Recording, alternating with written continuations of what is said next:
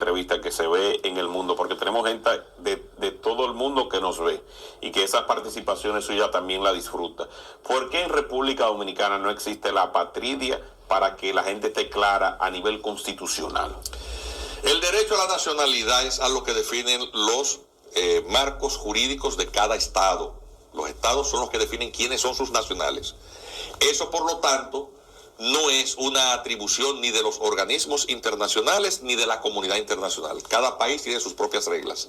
Las reglas son las mismas que fueron creadas por el derecho romano hace miles de años. Usted es nacional de un estado o por jus sanguinis, es decir, por origen, vale decir que el hijo del nacional accede al derecho a reivindicar la nacionalidad de sus padres.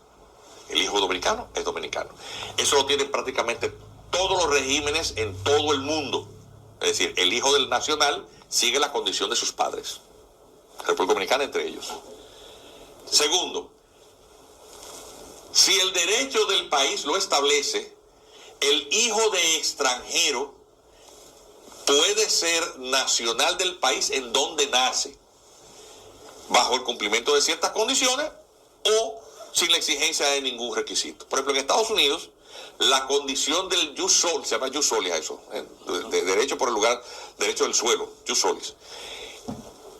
No importando tu condición migratoria, por eso muchísimos extranjeros promueven la migración de madres parturientas allá. Hacia los Estados Unidos. ¿Por qué? Porque el niño, no importando la condición migratoria de sus padres, ya se hace americano. Ya se hace norteamericano. En República Dominicana, el jus solis está condicionado y el término que utiliza la Constitución es el de que no le corresponde a los hijos de extranjeros en tránsito. ¿Qué significa tránsito? La palabra tránsito significa transitoriedad. Es decir, que la persona que ha ingresado no tiene vocación de residencia permanente otorgada por el Estado.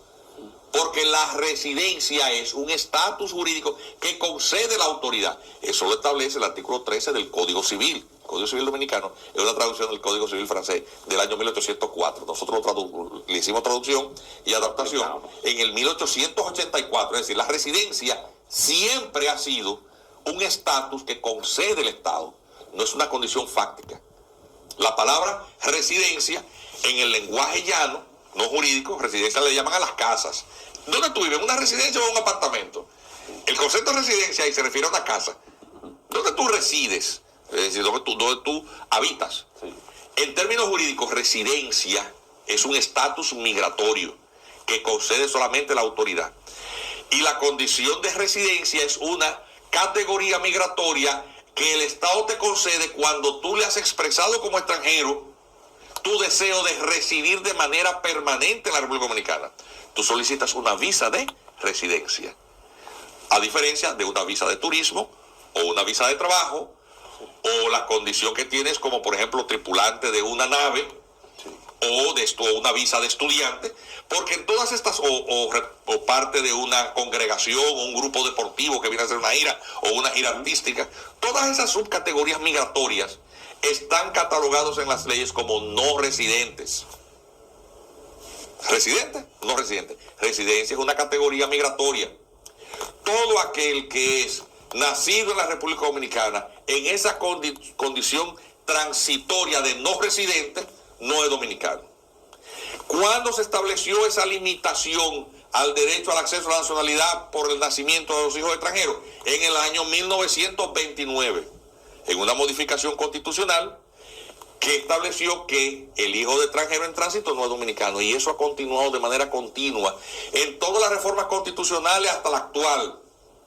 Hasta la actual. El hijo de un extranjero en condición migratoria ilegal no es un residente. De hecho, ese es el más transitorio de todo. Ese lo pueden deportar desde que lo atrapen. Entonces, ¿qué ocurre? La ilegalidad no genera derecho. Y se ha pretendido en el absurdo de construir una interpretación que no tiene ningún asidero, de que el hijo de extranjero, por oposición a los demás, a las categorías migratorias de no residentes, ese sí les toca. Es decir, lo equiparan al ilegal, lo equiparan al legal residente. Ese es el gran sofisma. Pues bien, cuando el Tribunal Constitucional, reiterando toda la interpretación constitucional desde el año 1929 hasta esta parte, dijo que Juliana de Guise, la sentencia 168-13, hija de unos extranjeros que habían sido jornaleros temporarios contratados por el CEA, indebidamente registrada en los libros del Estado Civil dominicano como dominicana, no le correspondía porque eso implicaba una violación constitucional y la ilegalidad no genera derechos. No era dominicana, no violó los derechos. Dijo, usted sencillamente no tiene derecho a la nacionalidad dominicana. Y eso es lo mismo desde el año 1929. Y decir que desde el año 29 a esta parte, toda la constitución y el régimen jurídico dominicano establece esa regla muy clara. No es en modo alguno decir que la ley es retroactiva, es decir, le estamos aplicando retroactivamente como si tú fuiste una cosa, sí, pero te estoy jalando una cosa de atrás. Sí. No es que la aplicación de la norma en el espacio y el tiempo significa que si usted nació en ese interregno del 29 aquí, usted nació ayer o nació en el año 30, el régimen es el mismo, la evocación el mismo. No es aplicación retroactiva de la ley. O sea, yo estoy diciendo la cosa de la manera más simple. Pues la comunidad internacional le ha acogido con decir, incluso la Corte Interamericana de Derechos Humanos, que yo no sé de dónde caramba sale esa interpretación, que cuando el Tribunal Constitucional Dominicano, cumpliendo con su deber y su obligación de ser el único intérprete de la Constitución, el válido, fijó, aclaró que los criterios de acceso a la nacionalidad por nacimiento era el mismo del 29 de esta parte, y la señora Juliana de Guise no era dominicana, que era una extranjera, y que el Estado dominicano debía de resolver la situación de los extranjeros mal asentados en los libros de acta del Estado Civil, inventariándolos, inscribiéndolos en un libro de extranjería que estaba en la ley porque el Estado dominicano se había descuidado en crear, y en resolver lo que es un problema de derechos humanos, porque esas personas, nadie decide ni elige ni dónde ni de qué padres nacer. Y que por lo tanto la señora Juliana de Guise había desarrollado una vida con expectativas en la que ella partía de la falsa creencia de ser dominicana. Esa situación había que corregirla. Eso es lo que dice la sentencia 168. El Estado dominicano, una vez hecho ese inventario, le dio una solución de derechos humanos, una ley que es la ley 169. Dijo, bueno, a estas personas que lucen asentadas sin ninguna alteración documental, es decir, dicen quiénes son sus padres, dicen que son haitianos, pero fueron indebidamente inscritas, como debieron de ser enviadas ante el consulado haitiano, para ser declaradas allí, pues a estas personas les vamos a dar el beneficio de la naturalización por un mandato de la ley, que es la tercera forma de adquisición de la nacionalidad, lo que le llaman la naturalización artificial. La ley de naturalización, la que se ha aplicado también el presidente, por ejemplo, algunas es una facultad del personalidades. Estado. Entre las facultades del Estado está, por ejemplo, haber fijado por convenios internacionales y por leyes que el esposo o esposa de un nacional dominicano por matrimonio puede naturalizarse de manera rápida y expedita. Se le llama derecho de naturalización por matrimonio, pero es una forma de naturalización. Sí. Porque esa persona ni es hijo de dominicano ni nació en la República Dominicana. ¿Por qué? Porque se le concede ese privilegio para mantener el núcleo familiar protegido.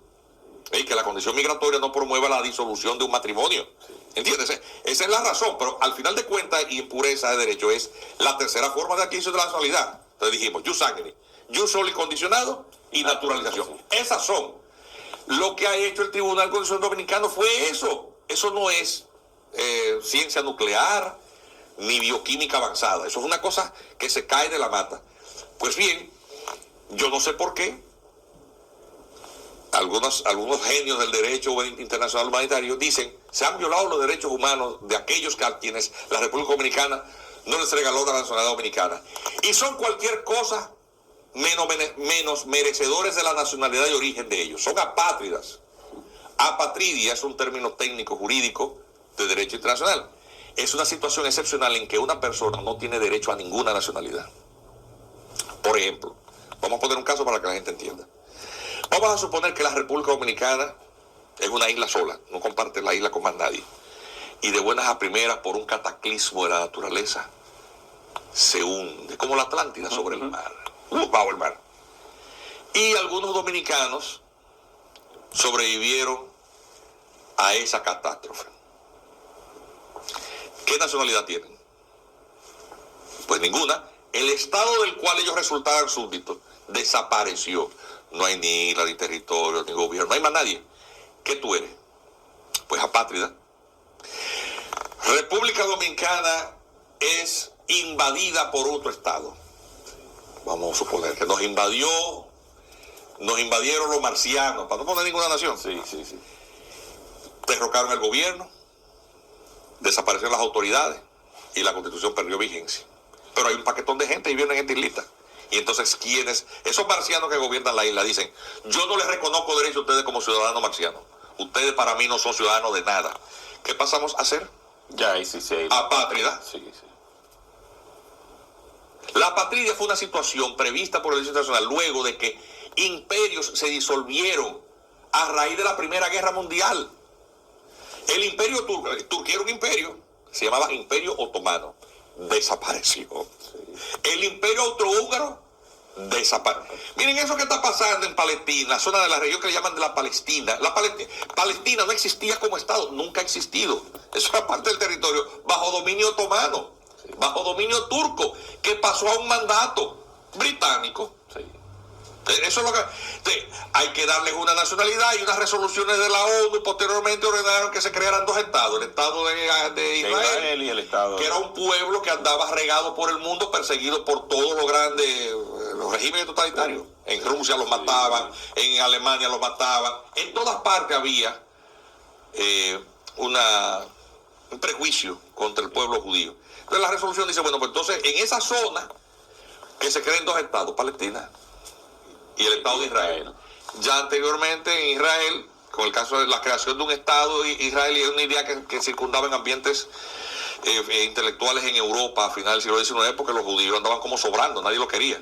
Entonces se había propuesto y hubo un acuerdo, el Pacto de Balfour, para que se creara un Estado. Ese fue el germen de esa creación.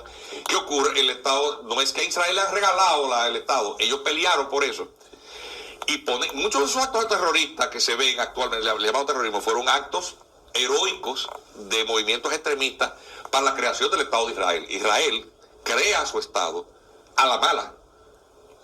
E inmediatamente eso generó, por el antisionismo, toda la oposición de los países vecinos que tenían algo en común. Eran musulmanes.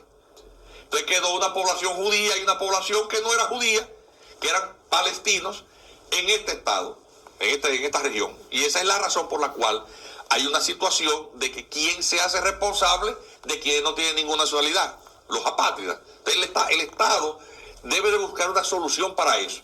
El derecho internacional lo maneja muy bien. Dice, usted tiene derecho a la nacionalidad del lugar donde nació, solo si no tiene derecho a otra. El hijo de haitiano, por lo tanto, nunca es apátrida. Sigue siendo haitiano, sí. Porque el derecho a la nacionalidad de su origen está reconocido por su constitución. El hijo de haitiano nunca es apátrida. Nunca. Eso es derecho internacional privado 101. Es una cosa elemental. Sí. Eso lo dice la propia Convención Americana de Derechos Humanos. Bien, pues la Corte Interamericana de Derechos Humanos se pasó todo eso por las piedras y dijo que el hijo de haitiano, si no es dominicano, que alega haber nacido en la República Dominicana, si no es dominicano es apátrida. Y quitándole el reconocimiento haitiano. Quitándole el reconocimiento, primero, violando la propia Convención Americana de Derechos Humanos y violando todo el marco constitucional de la nacionalidad de origen de esta persona. Quien viola los derechos humanos de los haitianos al no permitirles acceso, al obstaculizar o criticar el acceso a su nacionalidad de origen, es aquel que dice que si no es dominicano es apátrida. Sí. Ese es el peor racista y el peor xenófobo que hay, porque ese considera la nacionalidad haitiana como un mal. Sí. Así mismo es. Yo estoy diciendo las cosas como son, como dice el derecho. Lo que pasa es que hay una retórica que dice, no, te aplicaron una convención, una constitución retroactiva, viola tus derechos humanos, son apátridas, te tiran una narrativa. Y en eso se la pasan todo el año escribiendo reportajes, claro, porque engañando a la comunidad internacional y poniendo a la República Dominicana como alguien que no reconoce los derechos de esas personas. Pero hay profesores de derecho que enseñan esa misma cosa. Tú sabes que eso es así. Sí. Aquí hay unos constitucionalistas que acabaron con la sentencia 168.13. Ahora, por suerte, no veo a ninguno de ellos en la lista de los 117. No estaban en el pacto. Gracias a Dios. Gracias a Dios. No estaban en el pacto. Pero ahí estaba el canciller que apoyaba, que luchó contra esa sentencia.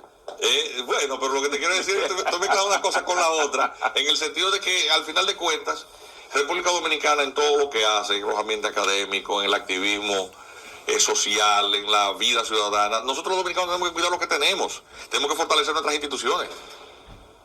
Totalmente. Estoy de acuerdo porque es la única forma de preservar esta No me he nacionalidad. despegado de lo mismo. Sí, Tenemos que proteger nuestro país. Ese rol tenemos que jugarlo todos. El comunicador y el entrevistado. Todos. La Cada unidad. uno. Claro. Cada uno. Pues claro. Sé que de verdad le agradezco de corazón Y yo encantadísimo cada vez que me has que haya invitado. venido a dar esta cátedra. La gente la espera. La vez pasada se acogió masivamente. Y Sí, ahora claro. entiendo también que va a ser así mismo también. Sí. Sí, uno trata de decir estas cosas con la mejor buena intención y aportar estas visiones académicas que por lo menos entiendo yo le dan ciertos niveles de argumentación técnica apropiada para que cada uno de nosotros nos convirtamos en cualquier discusión, en cualquier conversación, también en defensores de la dominicanidad. Claro. Y de sus redes, usted también sube cápsulas rápidas a veces sobre Sí, pues por Instagram, Juan Miguel Castillo Juan Miguel Pantaleón, sí. Castillo Pantaleón, usted lo encuentra ahí y puede entonces darse cuenta también de algunas cosas rápidas que van pasando y que usted hace un análisis jurídico para una que la gente capsulita. pueda entenderlo. Así De es. acontecimientos rápidos que ameritan una intervención para evitar esa bola de desinformación que va corriendo y que arrastra Sí. mucho. En los días subsiguientes estemos atentos a lo que va a hacer la OEA,